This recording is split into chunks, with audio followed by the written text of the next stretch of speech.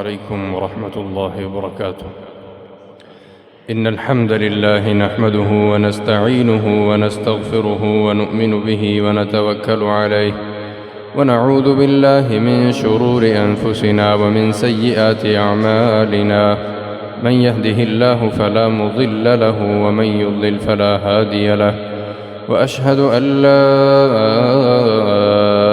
إله إلا الله وحده لا شريك له، وأشهد أن محمدًا عبده ورسوله. أما بعد، فأعوذ بالله السميع العليم من الشيطان الرجيم. يا أيها الذين آمنوا اتقوا الله حق تقاته ولا تموتن إلا وأنتم مسلمون.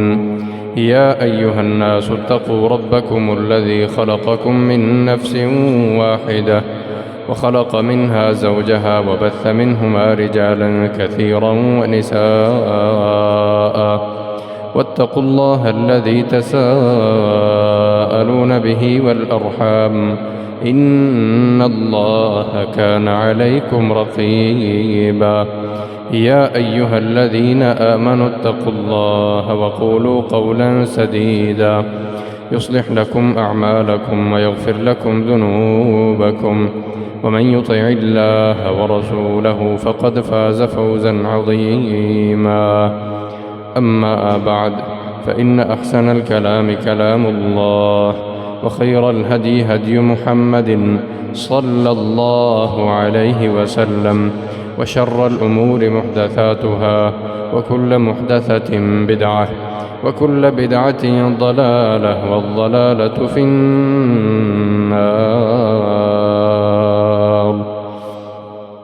أما بعد، فأعوذ بالله السميع العليم من الشيطان الرجيم.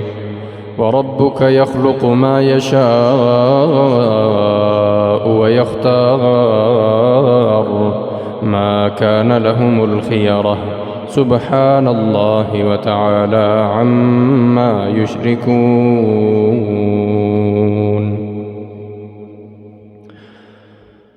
ہر قسم کی تعریفات، تسبیحات، تحمیدات اللہ رب العالمین احکم الحاکمین رب ارض و سما کے لیے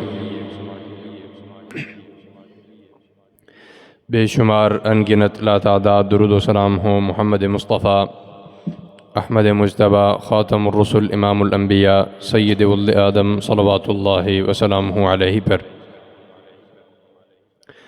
قابل صد احترام بزرگان کرام، گراں قدر نوجوان ساتھیوں، معززات، سامعات، ماؤ بہنوں، اللہ رب العزت اس کائنات کے خالق ہیں، اس کے مالک ہیں،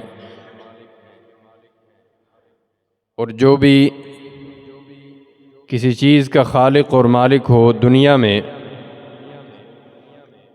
وہ اپنی بنائی ہوئی چیز کے اندر خود مختار ہوتا ہے، اس کے پاس اختیار ہوتا ہے کہ وہ اپنی اس چیز سے متعلق فیصلے کرنے میں آزاد ہو۔ اللہ رب العزت اس کائنات کے فیصلوں میں مکمل آزاد ہیں۔ رب کے اوپر کسی قسم کی کوئی طاقت نہیں ہے، اللہ رب العزت ہی اصل طاقت ہے۔ جب اس نے ہر چیز کو پیدا کیا تو اس رب نے اپنے اختیار سے کچھ معاملات میں چناؤ کیا، ان میں سے ایک چناؤ اس امت کے لیے ایک بہترین موقع کے طور پر اللہ رب العزت نے امت کو بتلایا۔ وہ موقع اخروی اعتبار سے، آخرت کے اعتبار سے کامیابی کا ہے۔ اللہ تعالیٰ نے سال کے 12 مہینے بنائے، ان مہینوں میں سے کچھ کو اللہ تعالیٰ نے حرمت والے مہینوں کے اعتبار سے چنا اور اس کو ذکر کیا۔ پھر اس میں ایک مہینہ وہ رمضان کے اعتبار سے چنا اور اس کے اندر نیکیوں کا موسم بہار قرار دے دیا۔ اب اللہ تعالیٰ نے اس مہینے کو ایسا کیوں قرار دیا، اس کی اللہ تعالیٰ نے کئی وجہیں بیان فرمائی ہیں کہ یہ وہ مہینہ ہے جس میں اللہ تعالیٰ نے اپنی کتاب، اپنا کلام قرآن مجید نازل فرمایا۔ یہ وہ مہینہ ہے جس میں لیلۃ القدر آتی ہے، یہ وہ مہینہ ہے جس میں اللہ تعالیٰ نے روزے فرض کر رکھے ہیں، جس میں رات کا قیام فرض ہے، جس میں اللہ رب العزت نے نیکیوں کو کئی گنا بڑھا کر واپس لوٹانے کا اپنے آپ سے اللہ رب العزت نے اپنے بندوں کے لیے یہ پیشکش جاری کی ہے۔ ان ساری حکمتوں کو بیان کرنے کے باوجود بھی اللہ تعالیٰ نے فرمایا ربک یخلق ما یشاء ویختار، اللہ رب العزت نے جو چاہا، جیسے اس کی منشا تھی، جیسے اس کی چاہت تھی، جیسے اس کا ارادہ تھا، اس نے اس چیز کو پیدا کیا ویختار، اور اس کو چن لیا۔ اب اس نے بندے پیدا کیے، اور ایک وقت میں اس وقت دنیا میں 7 سے 8 ارب انسان ہیں، اور پھر ہزاروں سال انسانیت کی پیدائش کو ہو گئے، اور قیامت تک میں ایک لمبی تعداد ہے انسانیت کی جو اللہ تعالیٰ نے دنیا میں بسائی ہے، لیکن ان میں سے صرف 1 لاکھ سے 1.5 لاکھ کے درمیان افراد کو اللہ نے چنا اور ان کو پیغمبر بنایا۔ اب ان کی فضیلت سارے انسانوں پر ہے۔ اسی طرح مہینوں میں رمضان کو ایک ایسی فضیلت حاصل ہے جو اللہ رب العزت کی جانب سے بندوں کو یہ پیغام ہے کہ رب نے تمہارے لیے ایک مہینہ چنا ہے جو تمہیں اپنی بقا کا، اپنی آخرت کی کامیابی کا سبب بنانے کے لیے کافی ہے۔ اس مہینے میں اللہ تعالیٰ نے دروازے کھول دیے ہیں، نیکیوں کی کمائی کے لیے اللہ تعالیٰ نے راستے آسان کر دیے ہیں۔ کیسے آسان کر دیے؟ انسان کی نیکی میں چند چیزیں ہوتی ہیں جو مشکلات ڈالتی ہیں۔ سب سے پہلے شیطان ہے۔ شیطان اس کے دل میں برائی ڈالتا ہے۔ ہم نے پچھلا جمعہ سنا، بڑی بڑی امیدیں پیدا کرتا ہے۔ اس کی خرابی کا باعث یہ ہے کہ اس کو بڑے بڑے خواب دکھلاتا ہے، ایسے خواب جن کا حقیقت سے کوئی تعلق نہیں ہوتا، انسان اس کو پورا کرنے کے پیچھے لگ جاتا ہے، اس کو اس کے نفسانی خواہشات کا تابع بنا دیتا ہے، اس کو اللہ اور اس کے رسول کا دشمن بنا دیتا ہے۔ ان الشیطان لکما عدو مبین، شیطان اتنا بڑا، اتنا ظاہری دشمن ہے کہ ایک انسان کو سمجھ آنا کچھ مشکل نہیں ہے کہ اس نے ہمارے والد حضرت آدم علیہ السلام کو جنت سے نکلوا دیا۔ اتنا دلیر ہے وہ اپنی دشمنی میں، چونکہ اس نے رب سے وعدہ کیا ہے۔ وعدہ کیا کیا کہ میں تیرے بندوں کو قیامت تک گمراہ کرتا رہوں گا۔ اور وہ گمراہی کیا ہوگی؟ گمراہی ایسے ہوگی کہ ان کے ہر راستے کے سامنے میں کھڑا ہو جاؤں گا، ان کے آگے سے، دائیں سے، بائیں سے، اور ان کے پیچھے سے، اوپر سے، نیچے سے، ہر جگہ سے جہاں سے کوئی راستہ بنتا ہوا، ان کی گمراہی کا راستہ نکلتا ہوا، میں ان کو ان کے راستے سے ضرور بھٹکاؤں گا۔ یہ اس کا طریقہ کار ہے۔ اب دیکھیں، ایک بندہ بڑی شدید مشکلات میں، اس نے اللہ کو بھی یاد کر لیا، دعائیں بھی کر لیں، اس نے قیام بھی کر لیا، اس نے رکوع و سجود بھی کر لیے۔ پھر اس کو ایک بندہ ملا، اس نے کہا کہ بھائی تم نے سب کچھ کر کے تو دیکھ لیا ہے، اب ایک مرتبہ فلاں بابا جی کی قبر پر جا کر ایک سجدہ کر کے دیکھ لو، اس کے سامنے جھک کر دیکھ لو، اس سے مانگ کر دیکھ لو۔ میں یہ نہیں کہتا شرک کرو، میں یہ کہتا ہوں تم نے جہاں باقی سارے طریقے آزما لیے یہ بھی کر کے دیکھ لو۔ بڑے نیک آدمی، بڑے متقی، ساری زندگی قرآن و سنت کی پیروی اور اتباع کا ڈھول بجانے والے شخص نے، اس کے ہاتھ میں نے ایک دفعہ تعویذ دیکھا، میں نے کہا یہ کیا ہے؟ کہنے لگے وہ آپ کو پتہ ہے میری وہ فلاں بیماری تھی، فلاں مسئلہ تھا، مجھے ایک ساتھی نے کہا باقی جدھر سب کچھ کر لیا ہے، ایک پیر صاحب سے یہ کام بھی کروا کے دیکھ لو۔ تو وہ ساری عبادات پہ پانی پھیر دیا۔ یہ شیطان ہے جو انسان کو ایسے بہترین خوبصورت ہتھ کنڈے دکھلاتا ہے جس سے انسان اس کا بڑی آسانی سے شکار ہو جاتا ہے۔ نبی مکرم صلی اللہ علیہ وسلم نے فرمایا، جب رمضان کی پہلی رات داخل ہو جاتی ہے، کیونکہ سب سے پہلے اسلامی مہینے میں پہلے رات آتی ہے، مغرب کے وقت سورج، وہ چاند نظر آتا ہے اگلے مہینے کا، اس کے بعد وہ مہینہ شروع ہو جاتا ہے، تو وہ جب پہلی رات رمضان کی آتی ہے، فرمایا کہ اللہ رب العزت کی جانب سے اعلان کر دیا جاتا ہے کہ آج سے شیاطین کو باندھ دیا گیا ہے۔ یہ بڑے بڑے شیطان جو انسانوں کے راستے میں ان کی نیکیوں کو ضائع کرنے کے لیے اپنے خوشنما باغ دکھلا کر ان کی زندگی، اخروی زندگی کو تباہ کرنے کی کوشش کیا کرتے ہیں، اللہ رب العزت نے اعلان کر دیا کہ رمضان کی پہلی رات میں ہم ان کو باندھ دیتے ہیں۔ وغلقت ابواب الجحیم، اور پھر جہنم کے سارے دروازے بند کر دیے جاتے ہیں. فلم یفتح منہا باب، کوئی ایک دروازہ بھی جہنم کا کھلا نہیں رہتا، اور جنت کے دروازے رب کھول دیتا ہے اور کوئی ایک دروازہ بھی بند نہیں رہتا. انادا منادن، ایک اعلان کرنے والا اعلان کرتا ہے، یا باغی الخیر اقبل، اور خیر کی چاہت رکھنے والے، خیر کی طلب رکھنے والے، بھلائی کو قبول کرنے والے، نیکی کی طرف رغبت رکھنے والے، آگے آ اور نیکیاں کر. ویا باغی الشر اقصر، اور شر کی طلب رکھنے والے، شر کو پسند کرنے والے، برائی کے پیچھے لگنے والے، اقصر، اپنی برائی سے رک جا. انسان کے دل اللہ رب العزت اس رمضان میں نیکی کے لیے نرم فرما دیتا ہے. اتنے راستے اللہ رب العزت کھول دیتے ہیں، اتنی آسانیاں اللہ رب العزت انسان کے لیے کر دیتے ہیں، پھر بھی انسان اس خسارے میں پڑا رہے. وہ نیکیوں کا وہ موسم بہار آ جائے، اس میں دو تین بڑی بڑی اہم نیکیاں ہیں جو عبادت کے اعتبار سے اس مہینے میں فرض ہیں. ایک تو روزہ ہے، جس میں ہم صبح سے شام تک اپنے کھانے پینے سے اجتناب کیے رکھتے ہیں. نبی اللہ رب العزت نے قرآن مجید میں فرمایا، یا ایھا الذین آمنوا کتب علیکم الصیام، تم پر روزہ فرض کیا گیا ہے. اب وہ روزہ یہ رمضان کا فرضی روزہ ہے، اور نبی مکرم صلی اللہ علیہ وسلم نے فرمایا، ایک بندہ اللہ کے راستے میں خلوص نیت کے ساتھ، صرف رب کے لیے اخلاص کے ساتھ روزہ رکھتا ہے، ایک ایسا عمل جو دنیا میں کسی اور کو نہیں پتا، ساتھ والے بندے کو نہیں پتا کہ اس نے روزہ رکھا ہوا ہے کہ نہیں رکھا، یہ بھوکا پیاسا رب کے لیے ہے کہ نہیں ہے. ایک ایسا بندہ فرمایا جو رب کے لیے خالص ہو کر ایک دن کا روزہ رکھتا ہے، بعد اللہ وجہہ النار 70 خریفا، اللہ اس کے چہرے کو جہنم سے 70 سال کی مسافت پر دور کر دیتے ہیں. اتنی بڑی نیکی ہے جو رمضان میں ہمیں میسر آتی ہے. پھر اس کے بعد ایک قیام ہے، رات کو کھڑے ہو کر رب کے حضور اپنے آپ کو حاضر رکھنا، رب کا قرآن پڑھنا، اس کے سامنے ہاتھ پھیلانا. فرمایا، من قام رمضان ایمانا و احتسابا غفر له ما تقدم من ذنبه، جس نے اس رمضان میں قیام کیا ایمان کی حالت میں اور ثواب کی نیت کے ساتھ، رب کو دکھلانے کی خاطر، اس کے پچھلے رب سارے گناہ معاف کر دیتے ہیں.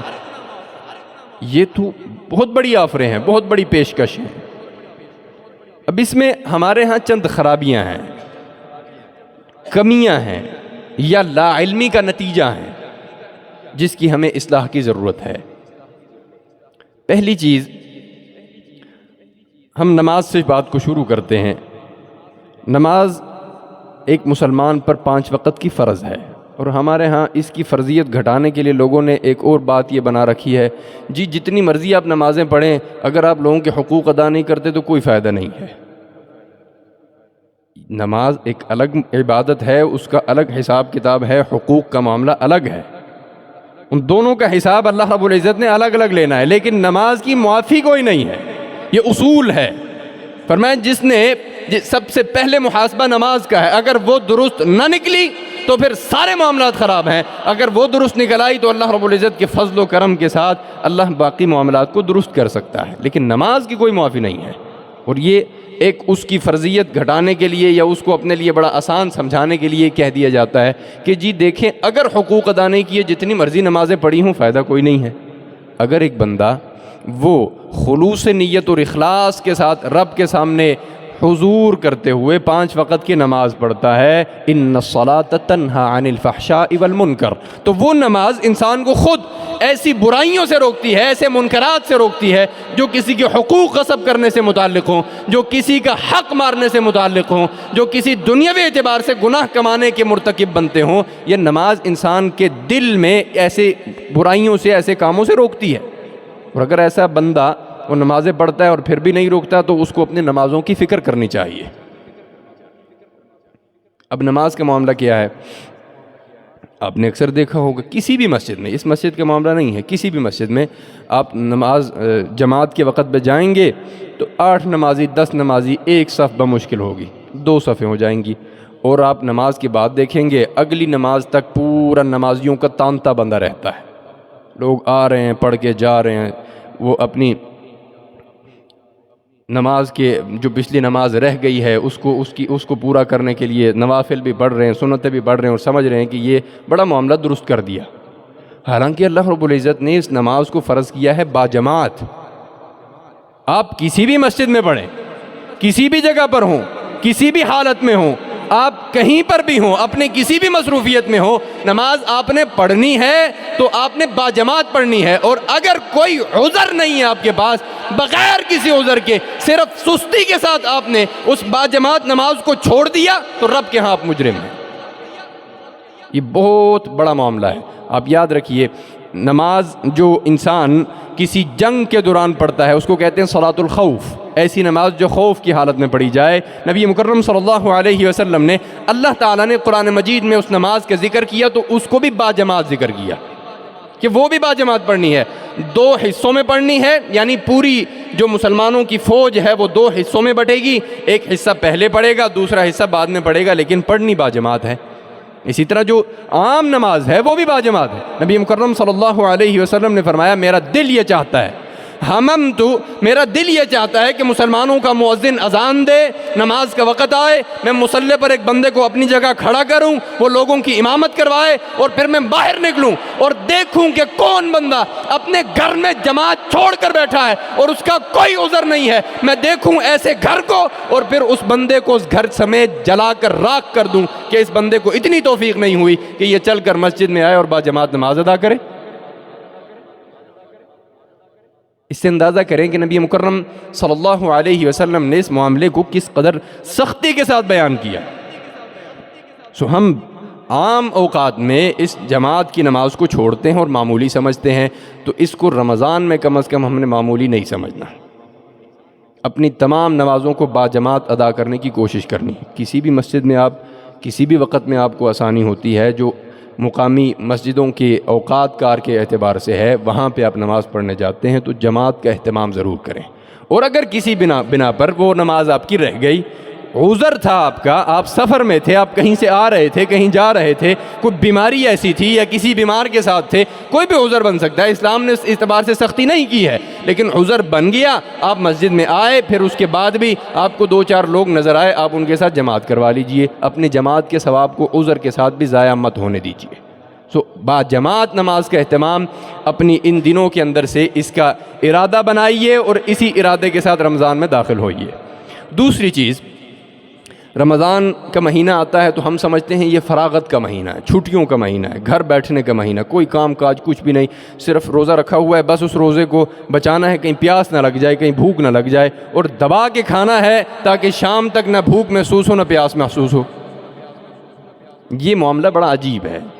نبی صلی اللہ علیہ وسلم کی زندگی اگر آپ دیکھیے، ہماری اس دور میں بڑی آسائشیں ہیں، بہت نعمتیں ہیں، زندگی میں بہت سی آسانیاں ہیں۔ مثلا ہمارا یہ پنکھا ہے، 1400 سال پہلے اس کا تصور بھی نہیں تھا کہ ہمیں اپنی ٹھنڈ کے لیے، گرمی سے بچنے کے لیے ایک پنکھے کی نعمت میسر ہو سکتی ہے۔ اور عرب کی گرمی، صحرا کی گرمی، وہ کسی سے ڈھکی چھپی نہیں ہے۔ اللہ تعالیٰ نے اس دور کی زندگی کو بہت آسان کر دیا، آسائشیں بہت زیادہ دے دیں۔ آپ نے اگر سفر کرنا ہے 300-400 کلومیٹر، 500 کلومیٹر، آپ کے پاس بہترین اے سی والی گاڑی ہے، آپ کو گرمی کا کوئی اثر نہیں ہوتا، آپ کو محسوس بھی نہیں ہوتا کہ آپ نے سفر کیا ہے۔ نبی صلی اللہ علیہ وسلم کی زندگی اگر آپ دیکھیے، رمضان میں آپ قاضی ہیں، قضات آپ نے بند نہیں کی، رمضان میں بھی آپ اپنی عدالت کی کرسی پر براجمان ہوتے، لوگوں کے فیصلے کرتے۔ آپ امام ہیں، آپ امامت کرتے، لوگوں کے مصلی پر کھڑے ہوتے اور لوگوں کی امامت کرواتے۔ آپ لوگوں کے لیے پیغمبر ہیں، آپ اپنی مسند پر براجمان ہوتے، لوگوں کو قرآن و سنت کے احادیث کے علوم سکھلاتے، ان کو دین سکھلاتے، ان کو زندگی گزارنے کے طریقے سکھلاتے، ان کے ساتھ باہر نکلتے، ان کے ہر کام کو انجام دیتے۔ اسی طرح لوگ تجارت کے لیے، اپنے کاروبار کے لیے، اپنی ملازمتوں کے لیے نکلتے، ہر بندہ اپنے کام میں اسی طرح مشغول رہتا۔ اور لیکن کمال یہ دیکھیے،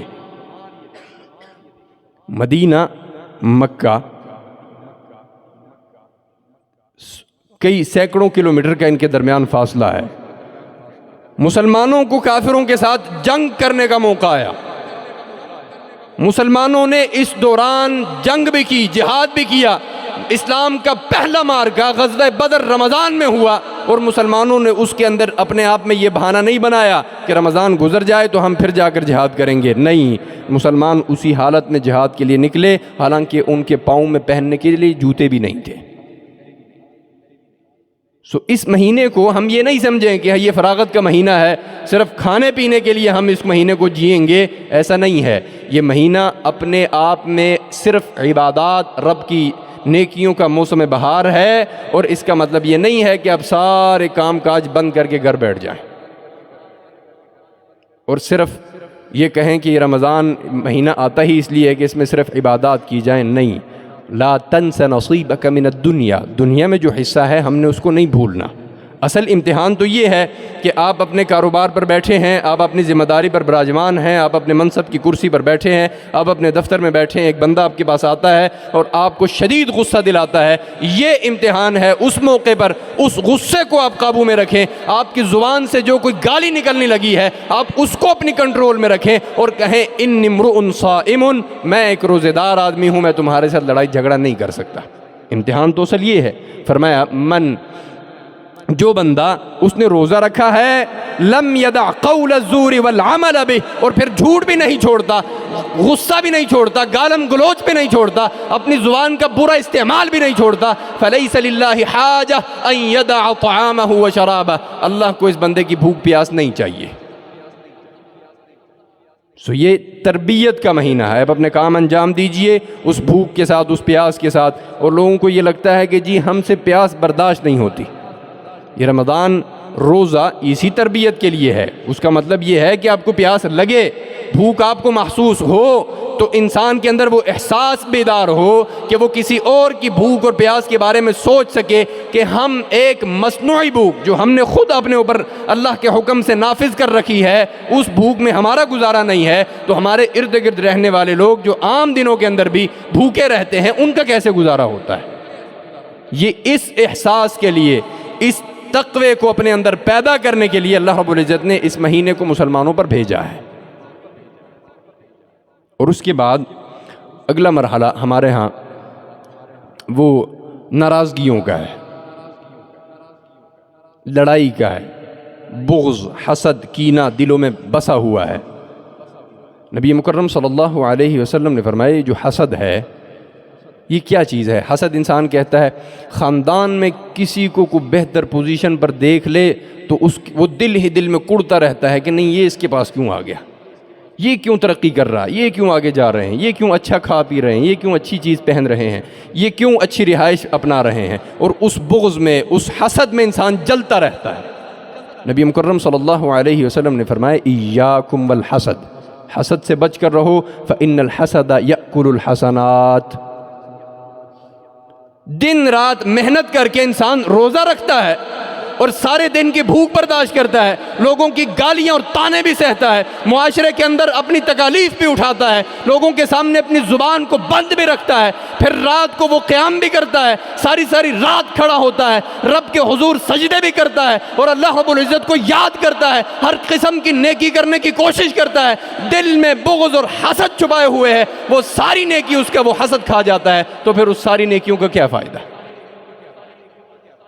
رات کو وہ حسد کی بنا پہ اس کے دل میں وہ جذبہ بیدار ہوا، دن کی ساری محنت پر پانی پھر گیا۔ کیوں؟ تأکل الحسنات، وہ حسد نیکیاں کھاتا ہے، کما تأکل النار الحطب، جس طرح انسان آگ لگائے تو وہ آگ لکڑی کھا جاتی ہے، اس طرح حسد انسان کی نیکیاں کھا جاتی ہیں۔ اس نیکی کا جس کے ساتھ انسان کے دل میں یہ بغض بھی ہو، یہ کینہ بھی ہو، یہ حسد بھی ہو کسی دوسرے کے لیے، وہ اس نے اپنے دل میں اتنی بڑی مصیبت بھی پال رکھی ہو اور پھر نیکیاں کرتا رہے تو اس کا کوئی فائدہ نہیں ہے۔ نبی مکرم صلی اللہ علیہ وسلم نے اس کی بڑی سخت وعید بیان فرمائی۔ اور یاد رکھیے اللہ رب العزت کے ہاں اس بندے کی بڑی قبولیت ہے، بڑی مقبولیت ہے کہ جو بندہ اپنے دل میں کسی مسلمان کے لیے، کسی بھی چاہے جائے کہ وہ اپنے کسی قریبی رشتہ دار کے لیے رکھے، کسی بھی مسلمان کے لیے وہ رتی برابر بھی کسی بھی قسم کا ایسا جذبہ رکھتا ہے، رب کو بندہ قطعی طور پر پسند نہیں ہے۔ حضرت انس بن مالک رضی اللہ تعالیٰ عنہ فرماتے ہیں کہ نبی صلی اللہ علیہ وسلم ایک دن ہمارے ساتھ مجلس میں بیٹھے ہوئے تھے، آپ نے فرمایا بھی تمہارے پاس سے ایک بندہ گزرے گا، وہ اہل جنت میں سے ہوگا۔ یہ بہت بڑی خوشخبری ہے کہ زبان نبوت سے کسی بندے کو کہا جائے کہ یہ جنت کا چلتا پھرتا بندہ ہے زمین پر۔ فرماتے ہیں ہم نے دیکھا ایک انصاری یہاں سے گزرا، اس کے ہاتھ میں دونوں جوتے تھے اور وہ اس کے چہرے سے پانی ٹپک رہا تھا جیسے کہ ابھی یہ وضو کر کے آیا ہے۔ ایک اور روایت میں ہے کہ نبی صلی اللہ علیہ وسلم نے 3 دن ایسا کہا اور تینوں دن وہی بندہ وہاں سے نمودار ہوا۔ حضرت انس فرماتے ہیں کہ عبداللہ ابن عامر ابن العاص رضی اللہ تعالیٰ عنہ تیسرے دن اس کے پیچھے چل پڑے کہ میں اس سے پوچھوں، دیکھوں تو صحیح ایسا کیا کرتا ہے جس پر اتنی بڑی اس کو نبی مکرم صلی اللہ علیہ وسلم کی طرف سے خوشخبری مل گئی۔ مسند احمد کی روایت ہے، فرماتے ہیں کہ حضرت عبداللہ ابن عامر ان کے پیچھے گئے، ان کے ساتھ کسی بہانے سے انہوں نے وقت گزارنے کے لیے ان کے گھر میں وقت گزارنے کے لیے موقع تلاش کیا، اس نے ان کو اپنے گھر میں رکھ لیا۔ ایک رات گزر گئی، دوسری رات گزر گئی، تیسری گزر گئی۔ حضرت عبداللہ کہتے ہیں وہ تو ویسے ہی اپنی دن رات گزارتا ہے جیسے ہم گزارتے ہیں، مجھے کوئی اضافی کوئی چیز نظر نہیں آئی، کوئی اضافی ایسا عمل نظر نہیں آیا۔ ہاں ایک بات تھی، رات کو وہ جب کروٹ بدلتا تھا تو اس کی زبان سے اللہ رب العزت کی تسبیح اور حمد نکلتی تھی، میں نے یہ چیز نوٹ کی، اس کے علاوہ مجھے کوئی خاص بات نظر نہیں آئی۔ تیسرے دن انہوں نے کہا کہ میرے بھائی میرا کوئی مسئلہ نہیں تھا، میں تمہارے ساتھ صرف اس لیے رہنے آیا کہ میں نے نبی مکرم صلی اللہ علیہ وسلم کی زبان سے تمہارے بارے میں یہ سنا کہ ایک بندہ یہاں سے بھی آئے گا، یطلع علیکم رجل من اہل الجنہ، تم پر ایک ایسا بندہ بھی نمودار ہونے لگا ہے، تمہارے سامنے آنے لگا ہے جو اہل جنت میں سے ہے۔ نبی مکرم صلی اللہ علیہ وسلم کی زبان سے اتنی بڑی بشارت، یہ بہت بڑی بات ہے، اس لیے میں تمہارے پیچھے آیا کہ دیکھوں تو صحیح تم ایسا کیا عمل کرتے ہو۔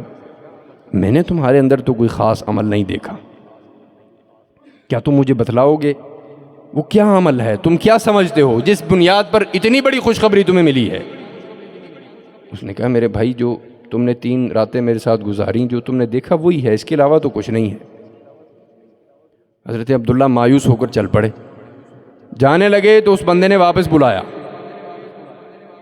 کہا کہ میرے بھائی جو کچھ تم نے 3 راتوں میں میرے ہاں دیکھا، میرے ساتھ گزار کر میرا طرز عمل، میرے اعمال، میری عبادات، میرا سب کچھ دیکھ لیا، وہی ہے، اس کے اندر کوئی تصنع نہیں ہے، میں یہ نہیں کہہ سکتا کہ میں کوئی چیز تم سے چھپا رہا ہوں۔ ہاں ایک بات ہے، وہ یہ کہ میں اپنے کسی بھی مسلمان بھائی کے بارے میں اپنے دل میں کسی بھی قسم کا بغض نہیں رکھتا، کوئی حسد اور کینہ نہیں رکھتا کہ اس کو یہ چیز مل گئی ہے، نہیں ملنی چاہیے تھی، یہ مجھے ملنی چاہیے تھی، اس کو کیوں ترقی ہو رہی ہے، اس کا کیوں فائدہ ہو رہا ہے۔ میرے دل میں ایسا کسی بھی قسم کا کوئی جذبہ اپنے کسی مسلمان بھائی کے لیے نہیں ہے۔ حضرت عبداللہ ابن عامر فرماتے ہیں یہ وہ چیز ہے جس نے تمہیں اس مقام تک پہنچایا، اللہ کی قسم اس کی طاقت ہم نہیں رکھتے۔ سو اپنے اس رمضان کے مہینے کے اندر اپنے دلوں کی صفائی کے ساتھ داخل ہو جائیے۔ انشاءاللہ ہم اگلا رمضان، اگلا جمعہ رمضان المبارک کے مہینے میں پڑھیں گے۔ اللہ رب العزت ہم سب کو ایمان اور عافیت کے ساتھ اس میں داخل فرمائے۔ سو ہم ایک ایسی کیفیت کے ساتھ اپنی مکمل اصلاح اور تزکیے کے ساتھ اس رمضان میں داخل ہوں کہ ہمارے اعمال رب کے ہاں قبولیت سے نوازے جائیں۔ اور آخری اہم مسئلے کی طرف میں اشارہ کر کے اپنی بات کو ختم کرتا ہوں۔ اس رمضان میں ایک اہم عبادت رات کا قیام ہے۔ ہمارے ہاں رات کا قیام کیا سمجھا جاتا ہے؟ رمضان شروع نہیں ہوتا 8 اور 20 رکعت تراویحوں کی بحث شروع ہو جاتی، اور ماشاءاللہ وہ بحث کرنے والے لوگ پڑھتے کوئی نہیں ہیں۔ اس بحث میں ہم اس رمضان کی وہ ساری عبادات کی وہ لذت ہے، وہ جو چاہت ہے، وہ دلوں کی تسکین ہے، اس کو ختم کر بیٹھتے ہیں۔ وہ کیا ہے؟ وہ رات کو رب کے حضور کھڑے ہونا، اس کے کلام کی تلاوت کرنا۔ ہم کیا کرتے ہیں؟ بس کبوتر کی طرح ٹھونگے لگائیں، 15 سے 20 منٹ میں تراویح مکائی اور گھر چلے گئے، اور سمجھے کہ یہ ایک فارمل عبادت ہے، جیسے ضروری تھا اس کو پورا کرنا اور ہم نے کر لیا اور چلے گئے۔ عزیزان گرامی، تراویح نماز فرض نہیں ہے، اس کو نفل نبی صلی اللہ علیہ وسلم نے رکھا، اور اس لیے نفل رکھا تاکہ انسان جو کوئی پڑھنا چاہے وہ اس کا حق ادا کرے۔ اس کے اندر قرآن پڑھنا ہے، رب کا کلام پڑھنا ہے، اللہ کی کتاب کی تلاوت کرنی ہے، اس کے الفاظ پڑھنے ہیں، اس کی تلاوت کا حق ادا کرنا ہے، مذاق نہیں کرنا اس کی کلام کے ساتھ، اللہ رب العزت کی کتاب کے ساتھ مذاق نہیں کرنا۔ فرمایا رتل القرآن ترتیلا، اللہ نے اس کو آہستہ آہستہ نازل کیا ہے، ورتلناہ ترتیلا، اور ہم نے اس کو پڑھنا بھی آہستہ آہستہ ہے۔ اس کے الفاظ ظاہر کرنے، اس کی تلاوت کا حق ہے۔ یتلونہ حق تلاوتہ، مومن وہ ہے جو قرآن کی تلاوت کی ایسے کرتا ہے جیسے اس کی تلاوت کا حق ہے، اس کو سر سے نہیں اتارتا۔ اس کا مقصد پورا کرنا کہ جی ایک رمضان میں بس ایک پارہ ایک دن کا پورا کرنا ہے، بس اس کے بعد ہماری جان چھوٹ گئی، نہیں، اس کی تلاوت کرنی ہے، اس کی حلاوت کو محسوس کرنا ہے، اپنے دل کے اندر اس کے اطمینان کو محسوس کرنا ہے۔ اس کی تلاوت ایسے ہونی چاہیے، وہ قیام ایسا ہونا چاہیے کہ رب کے حضور کھڑے ہوں اور اللہ رب العزت آپ کے دل کے خلوص کو، اخلاص کو دیکھتے ہوئے آپ کی بات کو قبول کرے۔ نبی مکرم صلی اللہ علیہ وسلم اور حضرت ابوبکر اور عمر ایک دن حضرت عبداللہ ابن مسعود کے خیمے سے گزر رہے تھے، اندر حضرت عبداللہ قیام میں کھڑے تھے اور تلاوت کر رہے تھے۔ حضرت عمر فرماتے ہیں کہ عبداللہ کی تلاوت سنتے ہوئے رسول اللہ صلی اللہ علیہ وسلم کھڑے ہو گئے، اور وہ اس قدر تلاوت رقت آمیز انداز میں کر رہے تھے کہ جب ان کی تلاوت ختم ہوئی تو رسول اللہ نے فرمایا، جو بندہ قرآن کو اس طرح دیکھنا اور سننا اور پڑھنا چاہتا ہے جس طرح یہ قرآن نازل ہوا ہے، تو وہ بندہ اس طرح پڑھے جس طرح یہ عبداللہ ابن مسعود پڑھ رہا ہے۔ اور جب انہوں نے وہ تلاوت مکمل کر لی، مکمل کرنے کے بعد وہ رکوع میں گئے، سلام پھیرا، اپنے ہاتھوں کو دعاؤں کے لیے اٹھایا تو نبی صلی اللہ علیہ وسلم نے فرمایا، عبداللہ نے جس اہتمام کے ساتھ، جس خلوص نیت کے ساتھ، جس خوبصورتی کے ساتھ رب کے کلام کی تلاوت کی ہے، اس کا کلام قیام میں کھڑے ہو کر پڑھا ہے، اللہ رب العزت نے، نبی صلی اللہ علیہ وسلم نے فرمایا، اب عبداللہ رب سے جو بھی مانگے اللہ اس کو دے گا۔ اب میں اور آپ اپنا اپنا محاسبہ کریں کہ کیا ہم رمضان میں ایسا قرآن قیام میں کھڑے ہو کر پڑھتے ہیں کہ اس کے بعد ہم یہ کہیں کہ ہم اللہ سے جو بھی مانگے اللہ ہمیں دے گا؟ ہم اس کی تلاوت کا حق ادا کریں، ٹھہر ٹھہر کر قرآن پڑھیں، ایسی جگہوں پر قیام کریں اگر آپ خود نہیں پڑھ سکتے جہاں پر قرآن بہترین انداز میں پڑھا جاتا ہے، ٹھہر ٹھہر کر پڑھا جاتا ہے، اس کے الفاظ واضح کر کے پڑھا جاتا ہے، خوبصورتی کے ساتھ پڑھا جاتا ہے، اور اس اہتمام کے ساتھ ہم رمضان کو مکمل کریں کہ اللہ رب العزت کی کتاب کو اس کا حق دیں۔ سو عزیزان گرامی، ان باتوں کا خیال رکھتے ہوئے رمضان المبارک کے مہینے کا آغاز کیجئے۔ اللہ رب العزت مجھے اور آپ کو بات سننے، سمجھنے اور اس پر عمل کی توفیق عطا فرمائے۔ وآخر دعوانا ان الحمد للہ رب العالمین۔